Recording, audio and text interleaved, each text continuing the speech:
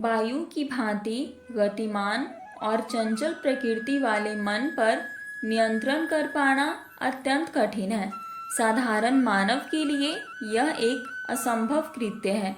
वायु की भांति चंचल प्रकृति के स्वामी का स्वामी बनना दुष्कर है, परंतु लगातार प्रयास और ज्ञान का अंकुश देकर इसे नियंत्रित किया जा सकता है। श्री कृष्ण ने अर्जुन को संबोधित करते हुए कहा है कि हे पार्थ, यह मन अति चंचल है, उसे वश में करना अत्यंत कठिन है, परंतु असंभव नहीं है। मन प्राणियों के तन का एक अदृश्य अंग है। यह जो मन है बहुरूपिया है एवं बहुत शक्तिशाली है। इसके अनेक चेहरे हैं। मन अहंकारी भी है और बुद्धिमान भी है। मन जब अकड़ जाता है और कहता है मैं ही सब कुछ हूँ, तब वह अहंकार है। जब वह विचार करता है और उस विचार को लेकर सुनिश्चित मार्ग पर चलता है, तब वह बुद्धि है। इसके रूप रंग और ढंग बहुत हैं, परंतु मन एक है। मन की महिमा अद्भुत है। मन भटकता भी है और जीवन को संवारता भी है। सुख दुख, हर्ष विषाद, आशा निराशा, शांति अशांति जैसी अनुभूतियाँ सब कुछ मन का ही खेल है। मन को वश में करने का एक उत्तम उपाय है उसकी दिशा को ही बदल देना। जो मानसिकता विकारों की ओर जा रहा है, उसे सदा विचारों की ओर मोड़ देना। जो भी हमारे आसपास घट रहा है, उन सब की जड़ें हमारे मन में निहित है। इसी से विचार उत्पन्न होते हैं और यही सदा कारण होता है। अगर यह गलत दिशा में अग्रसर हो तो इसे परिवर्तित कर देना उत्तम उपाय है। भारतीय दर्शन से हमें अस्थूल से सूक्ष्म की ओर बढ़ने की शिक्षा मिलती है। मनुष्य का शरीर अस्थूल तत्व से बना है। आहार भी अस्थूल है, जिससे हमारे शरीर का पोषण होता है। यदि उसे शुद्ध और सात्विक बना लिया तो मन पर नियंत्रण पाना सरल हो जाता है। आहार पर नियंत्रण के बाद शरीर को साधने का प्रयत्न करने की आवश्यकता होती है। विविध प्रकार के आसन, व्यायाम आदि का विधान शरीर को साधने के लिए ही है। इससे शरीर की चंचलता कम होती है, जिसका मन पर व्यापक असर होता है। श्री कृष्ण ने अर्जुन से कहा है, यदि मन तुम्हारा स्वामी है और तुम उसके अधीन हो, तो वह तुम्हें मोह माया के बंधनों में जकड़ता रहेगा। और जब तुम मन को वश में कर लोगे तो एक और तुम उसके स्वामी हो जाओगे, तो वही मन तुम्हें मोक्ष के द्वार तक ले जाएगा। श्री कृष्ण ने अर्जुन से कहा है, हे पार्थ, इस बात का स्मरण रहे कि मन शरीर का अदृश्य अंग है, परंतु आत्मा से इसका कोई संबंध नहीं है। श्री कृष्ण ने मानव शरीर की तुलना ऐसे रथ से की है जिसका साथी मन है। श्री कृष्ण कहते हैं, हे पार्थ, मनुष्य का शरीर एक रथ की भांति है और ज्ञानेंद्रियां इस तन रूपी रथ के घोड़े हैं। घोड़ों को जो सारथी चलाता है वह सारथी मन है, और उस रथ में बैठा हुआ जो उस रथ का स्वामी है वही आत्मा है।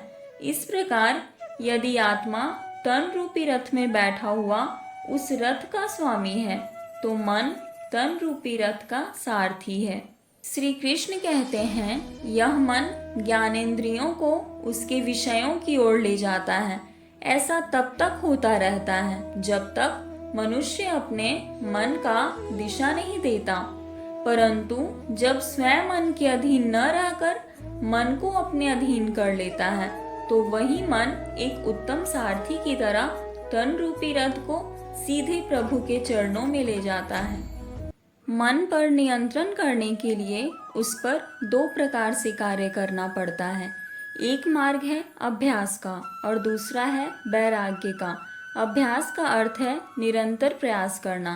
चंचल घोड़े की तरह मन भी बड़ा चंचल और उद्दंड है। घोड़े को वश में करने के लिए घुड़सवार जितना प्रयास करता है, घोड़ा उतना ही प्रतिरोध करता है। वह बारंबार सवार को नीचे गिरा देता है, परंतु अपने दृढ़ निश्चय के बल पर वह सवार अंततः घोड़े को वश में कर लेता है। फिर वही घोड़ा घुड़सवार के इशारे पर चलता है। इसी प्रकार मन को दृढ़ संकल्प के साथ निरंतर प्रयास करते हुए सही मार्ग पर लाना पड़ता है। अंत में वह अपने स्वामी का कहा मानना शुरू कर देता है। परंतु एक बार सही मार्ग में आ जाने के उपरांत मन के फिर से भटकने की संभावना बनी रहती है, क्योंकि इंद्रियों के विषय उसे सदा ही अपनी ओर आकर्षित करते रहते हैं। अतः मन को यह समझना अति आवश्यक होता है कि समस्त मोह माया के ये बंधन मिथ्या हैं। मन जब इस बात को समझ लेता है तो विषयों से मुक्त हो जाता है, और विषयों से मुक्त होना ही वैराग्य है। बिना ज्ञान के मन में वैराग्य उत्पन्न नहीं हो सकता। ध्यान और योग के माध्यम से ज्ञान की प्राप्ति होने पर मन वैरागी हो जाता है, और मन नियंत्रण करने जैसी दुष्कर कार्य सरल हो जाता है। जो इसमें सफल होता है वही जितेंद्रिय कहलाता है। आजकल प्रत्येक व्यक्ति सफलता के उच्च शिखर को छूना चाहते हैं, परंतु यह भी सत्य है कि भाग्य से अधिक किसी को नहीं मिलता है। ऐसे में अगर आपको अपने किसी साथी से कम सफलता हासिल हुई है तो आपको वहाँ हताश होने की जगह खुद पर दोबारा विश्वास करके आगे बढ़ने की कोशिश करनी चाहिए। साथ ही यदि आपने जीवन में कोई लक्ष्य बना रखा है और आप उसे पाना चाहते हैं तो उसकी शुरुआत अपनी छोटी छोटी सफलताओं का जश्न मनाने से कीजिए, क्योंकि सफलता आपको धीरे धीरे ही हासिल होती है। ऐसे में यदि आप अपनी मेहनत के लिए खुद को पुरस्कृत करते हैं तो ये आपके आत्मनियंत्रण को बढ़ाने में सहायक होता है। अक्सर देखा गया है कि लोग अपनी शक्ति को आधार बनाए बिना ही लक्ष्य की प्राप्ति की ओर निकल पड़ते हैं। उनका मानना होता है कि वह ऐसा करके सबसे सर्वश्रेष्ठ हो जाएंगे, लेकिन किसी कार्य के लिए आप कितने अच्छे हैं इसका जब तक आप निर्धारण नहीं कर लेते तब तक आप आत्मनियंत्रण को नहीं बढ़ा पाएंगे। इसलिए जीवन में हमेशा यथार्थवादी लक्ष्य को हासिल करने पर विचार करें, अन्यथा आप यदि बनाए हुए लक्ष्य को प्राप्त नहीं कर पाते हैं तो निराशा का अनुभव करने लगते हैं। इसलिए आप एक ऐसे लक्ष्य का निर्धारण करें जो कि आपकी क्षमता के अनुरूप हो। फिर चाहे उसे प्राप्त करने के लिए आपको कई बार असफलता का मुंह देखना पड़े, लेकिन आप इसे हासिल करने की कोशिश में ही आत्मनियंत्रण को बढ़ा सकते हैं।